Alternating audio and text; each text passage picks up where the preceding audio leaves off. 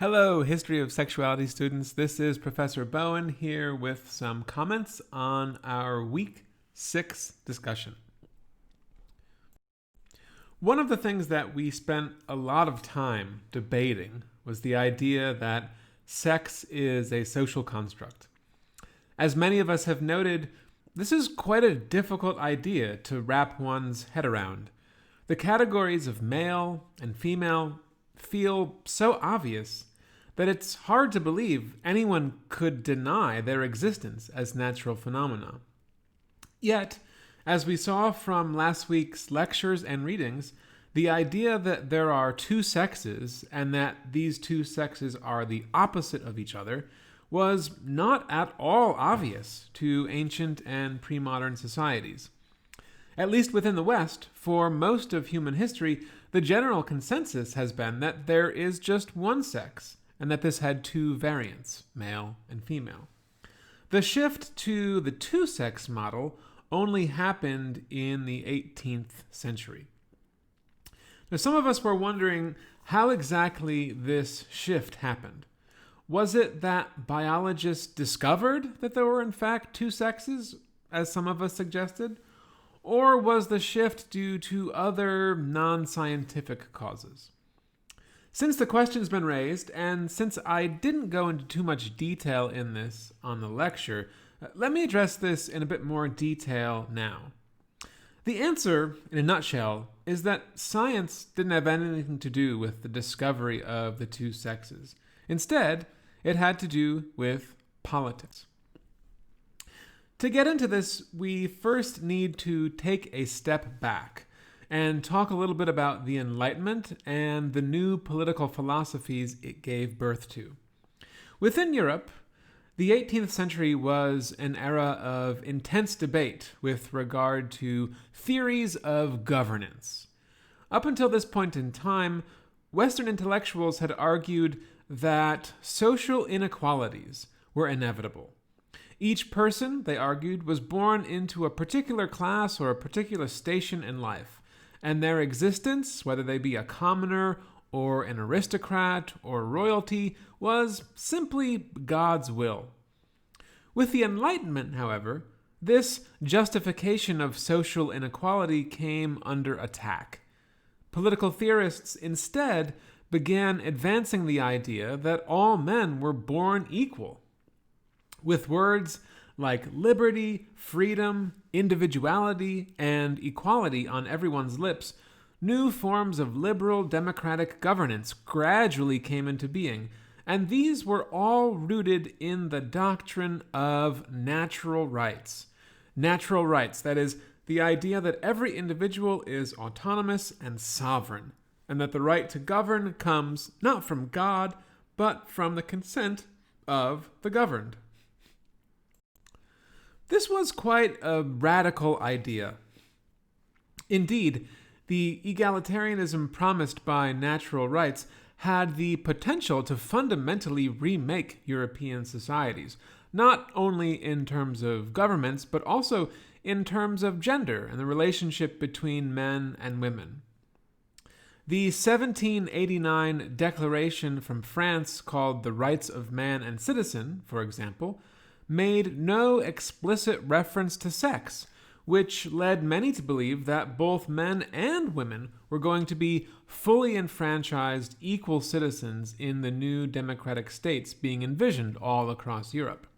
Indeed, this is what proto-feminists like Abigail Adams in the US, Mary Wollstonecraft in England, and Olympe de Gouges in France were advocating for.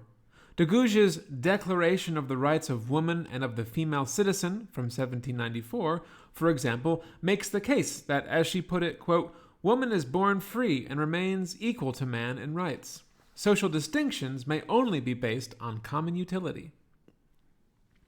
But an end to patriarchy was not what the male philosophers of the Enlightenment actually wanted. So as to ensure that political power remained firmly in men's hands, political theorists set forth the idea that nature had unfit women for citizenship. Female bodies, they argued, were meant not for public life, but for the private world of baby-making and child-rearing. Agreeing with this, doctors and scientists, the vast majority of whom were also men, produced a wide range of studies documenting all the myriad ways nature, quote-unquote, had designed men and women's bodies for fundamentally different things.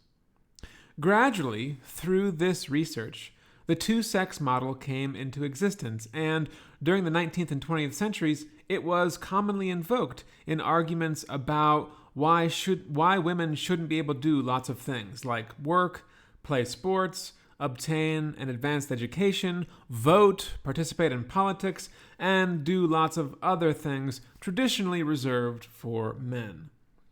In this sense, the two-sex model is an example of science serving the cause of sexism.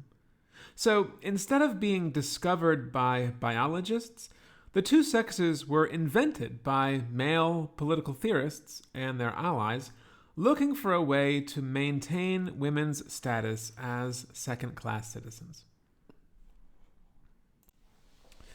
Another thing we spent a fair amount of time talking about last week was the SRY gene. Does this gene prove the naturalness of our sex binary? Probably not. In the 1990s, the scientific consensus was that SRY was the quote-unquote male-determining gene, and that female development was what happened in the absence of SRY. But more recently, this view has fallen out of favor. We're now starting to realize just how messy things are. Today, we have, in fact, a long list of genes that are suspected of being involved in sex determination in one way or another. We're realizing that when we consider all the different ways that these genes can interact with each other, and with other parts of cellular, organismal, and environmental processes that are part of the field called systems biology, things are actually really quite complex. So the question then becomes, why then do we not realize that sex is a fluid concept? Why do we instead insist that it is a binary one? This, I think, is the point that constructionists make. They're not saying that biology plays no role in determining what kinds of sexual and reproductive equipment we're born with. What they're saying is that the idea that there are only two sexes doesn't correspond very well with what actually exists in the world.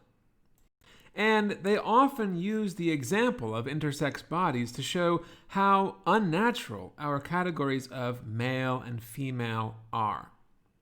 There are, after all, lots of other ways we could think about things. Consider, for example, the intersex condition called 5-alpha reductase deficiency. This is something that can cause ambiguous or female-appearing genitals at birth in some individuals with XY chromosomes.